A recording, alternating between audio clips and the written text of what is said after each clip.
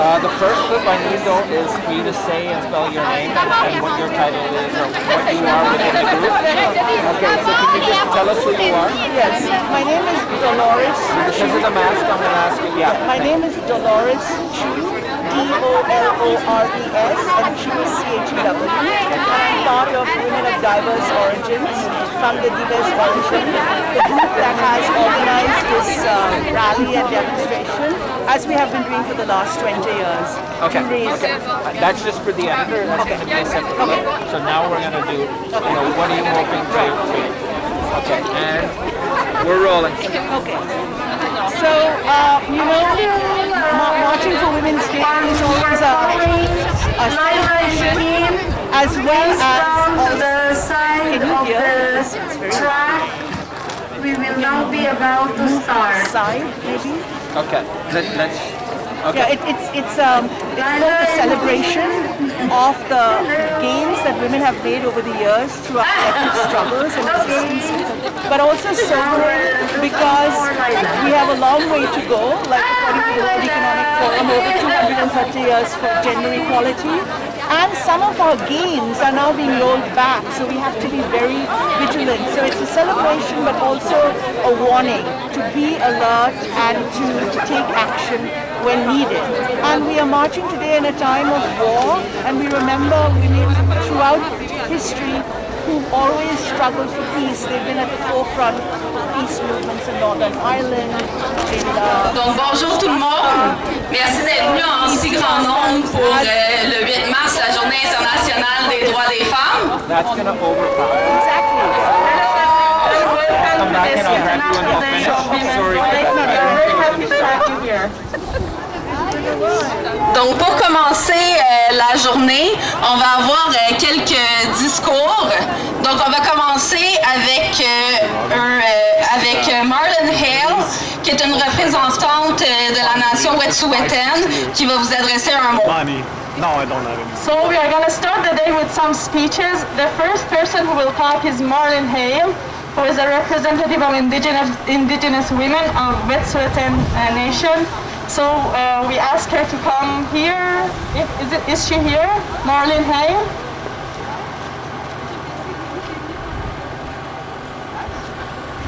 Marlon Hale.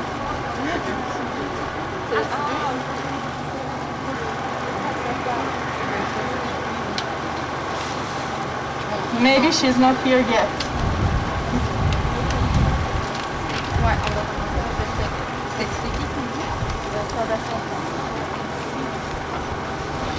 Bon, ben, on va prendre son discours un peu plus tard. Donc, dans le fond, on va commencer plutôt par la déclaration de femmes de diverses origines pour cette année. Donc, on demanderait à Sadatou et à Ishita de venir au micro. So we will hear from Marlon Hale a little later when she is here. We will start with the statement of women of diverse origins. Sadatou and Ishita will join us here to read the French and English version of our statement, please.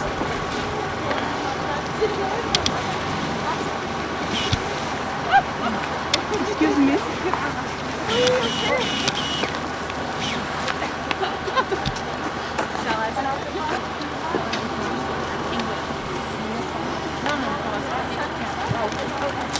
Greetings for International Women's Day.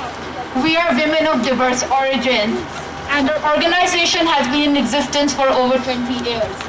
We were born in the wake of the 2001 US so-called war on terror. Our migrant and racialized communities have been deeply affected by this and other wars currently raging, especially in the global south.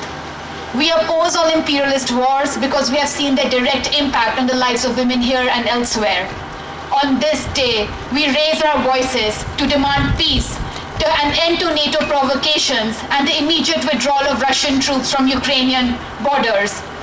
This year's Women's Day is taking place in an international context, where we are witnessing the rise of the right and its imperialist alliances.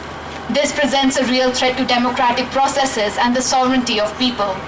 We are even seeing the female face of fascism in several countries where right-wing parties are led by women. Social inequalities based on gender and ethnicity further widen the gap between the rich and those who are disadvantaged, in the system based on the exploitation of labor power. The mismanagement of the health crisis by governments has increased anxiety amongst the population, allowing the solutions of the ultra-right to appear plausible to some. The international context is also marked by an acute economic crisis, accentuating the battle over markets. The United States and its allies, in their attempt to expand their controlled right to the threshold of Russia, are fueling a situation of conflict in the region. We claim the legacy of the women of St. Petrograd in 1917, who took the streets on Women's Day to demand peace and bread and paved the way for revolution. How does this international situation affect Canada and Quebec? The pandemic has highlighted the acute inequalities in Canadian and Quebec society. The precarious jobs assumed by majority of women, particularly racialized women, are essential for the survival of society. Paradoxically, women are experiencing a significant loss of employment. We are still waiting for the results of a feminist approach to economic recovery as promised by the federal government. Families are struggling under the weight of exorbitant prices for food and other necessities. The pandemic has put extreme pressure on the healthcare system, and measures to address the effects of COVID will not fill the void created by chronic underfunding and budget cuts. On the other hand, the housing crisis is putting a growing portion of the population in a precarious situation, visible in many parts of Montreal, especially here and Park Extension. Without massive investment in social housing, people are being denied a basic necessity of life, a roof over their heads. We see a rise of the right at the local level with discriminatory laws such as Bill 96, which penalizes Indigenous people, racialized people, immigrants, and refugees by preventing them from accessing basic services. While we recognize the historic oppression experienced by French-speaking Quebecers, the oppressed are now becoming the oppressors. Systemic racism and Islamophobia are becoming more apparent with the discriminatory Law 21, worsening the situation of already marginalized people, especially women. While we continue to struggle against patriarchy, systemic racism, and workplace precarity, we celebrate the resistance and inspiring struggles of women across Canada and in the world, and we will hear some more about them. We have much to learn from each other and look forward to building and strengthening our solidarities. Long live women's resistance, long live solidarity and sisterhood, long live International Women's Working Days.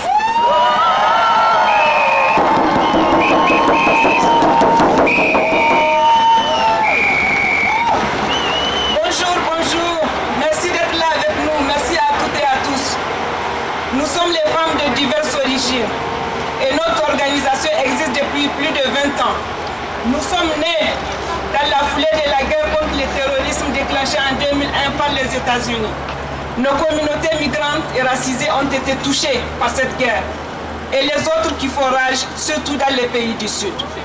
Nous nous opposons à toutes les guerres impérialistes parce que nous avons vu l'impact direct sur la vie des femmes ici et ailleurs. En ce jour, nous élevons nos voix pour exiger la paix, la fin des provocations de l'OTAN et le retrait immédiat des troupes russes d'Ukraine. Cette année, la journée internationale se déroule dans un contexte international où nous assistons à la montée de la droite et des alliances impérialistes. Cela représente une réelle menace pour les processus démocratiques et la souveraineté des peuples. Nous voyons même le visage féminin du fascisme dans plusieurs pays où les partis de droite sont dirigés par des femmes. Les inégalités sociales basées sur le genre et l'ethnicité creusent encore plus le fossé entre les riches et les défavorisés dans ce système basé sur l'exploitation de la force du travail.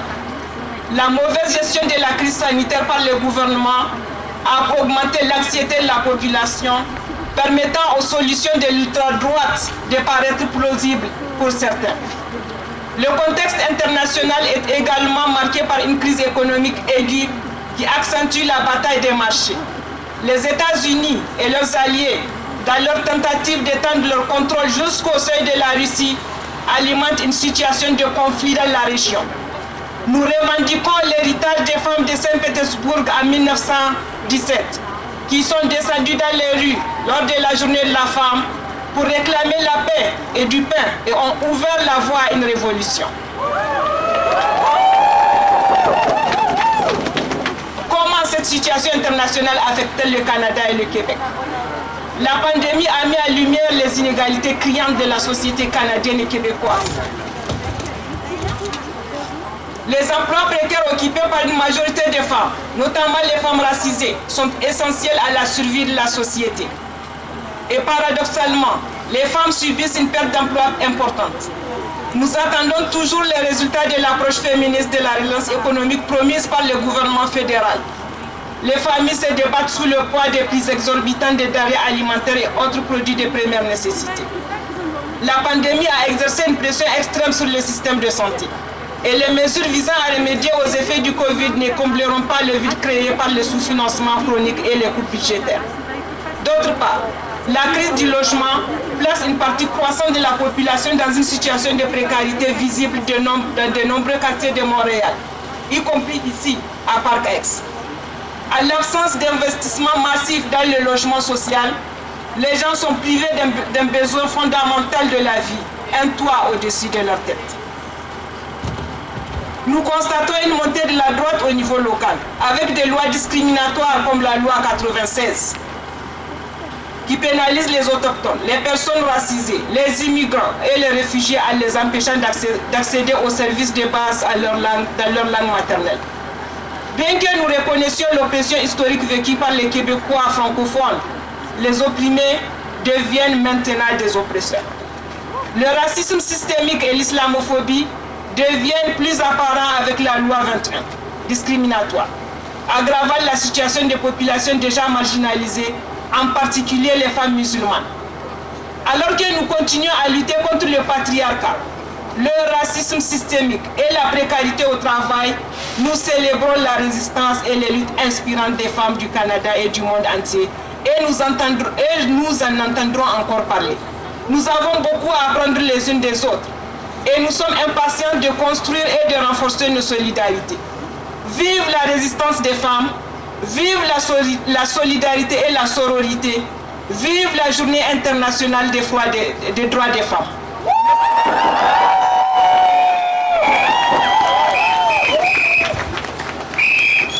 Merci beaucoup pour la déclaration. Donc, on va poursuivre la journée avec Marlene Hale, représentante de la nation Wet'suwet'en, qui va venir nous dire un mot. Thank you for the statement. So now that we will hear from Marlene Hale, representative of Wet'suwet'en Nation, who is here with us. Thank you, Marlene.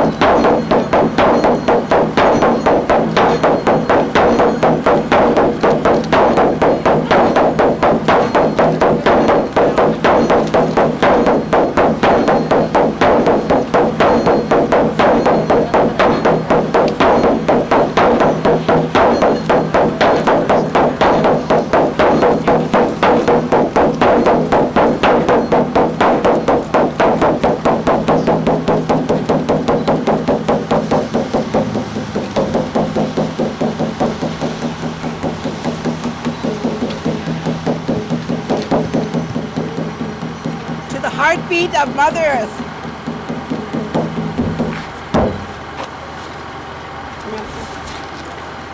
Bonjour, comment ça va? Bonjour, c'est mon nom est Marlene. Je suis à partir de Colombie-Britannique Nord, une petite ville nommée Smithers. My people are the Wet'suwet'en Nation. Give it to the Wet'suwet'en Nation. Let's hear it loud and proud. Since January the 8th of 2019, we all understand, we all know the hardships, everything else that goes with it, with the territory of the Wet'suwet'en Nation, of what we have been struggling with and still are today. As of 1 o'clock last night, the RCMP are still impeding on our frontliners. They had a video showing that they just go in and taunt and tout, wake them up, flash lights in their eyes, just for something to do. There's 3 or 4 of them. The media has left. The world is still there, and we are all still there united. We are all still putting up the fight with our matriarchs. And I really want to put a hands out for today, for International Women's Day, to all of you who showed up today and all of us that were fighting for in the Ukraine. Give it to yourselves a big round of applause.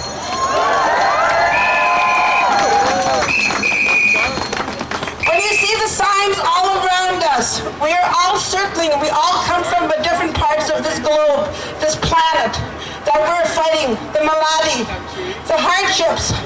Whether you're from Chile, whether you're from Mexico, whether you're from the Philippines, whether you're indigenous, all the communities have urgencies. We all stand together in unity and solidarity with each other.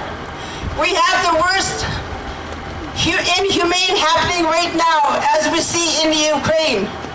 Last week when they met in Montreal, there was over 5,000 at Du Park and Canada Park. I happened to have walked onto the wrong stage, but behold, it was the Ukrainian holding them, letting them know that the indigenous people stand in solidarity with Ukraine.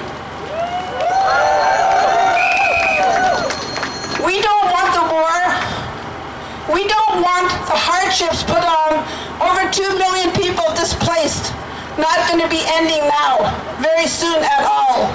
Our stolen sisters, we still remember from all across the land, whether it is one thing or the other, with indigenous, the non-indigenous, for the colored. We have been there for each other. This park shows it. This is the 3rd time I've spoken this park into the same similar incidents that's been happening. Always d'urgence. Always urgently needed. Always urgently needed to hear our voices, to hear our struggles, to hear who we are as women on the front lines, matriarchs, grandmothers, sisters, aunts, all hanging together for each other. Who we've learned from, our grandparents. Who we've learned from, the ones before them. Who we've all learned from today, our ancestors, are guiding us. They're looking down at us and wondering, they're afraid for us, I know that. They're all afraid for what our future is. Looking down in each, which I am when I see the young ones today. You are the 8th generation, you are the biggest importance when you look yourself in the mirror. I know that the climate trauma you are all dealing with, especially for the last 2 years of this hardest pandemic ever, that what goes in your eyes goes in my heart. I'm here for you.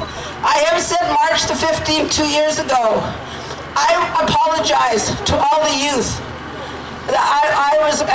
It was my fault. I had done my part in damaging this planet. But I'm going to do my utmost, most ever, to help curb it and put it back together so that you can fall and fail and have the wonderful life that I have had so far in the travels and learning and going all over the world in a clean environment that we have, but we need to get it back together for you. That was my promise to a bunch of students last night, talking to 45 of them with my hereditary chief of, his name is Gustave on a live show that they are taking over the arts department in McGill for 2 weeks to divest McGill. Give them a big shout out. They have inside the arts department over 45 of them, and they've got over 10 tents. They plan to stay there. They're not going to move until they finally divest from CGL, the McGill University, the Royal Bank of Canada, all the other institutions who are putting it into fossil fuels, and on and on and on. With coal, everything else, hitting us hard. They say that as Wet'suwet'en people, they only want up to 4 feet down of our ground, but they've gone further. When I saw a video last night, it looks like it's a major highway now going through our territory of the destruction of what CGL is doing. It looks like somebody had put a whole city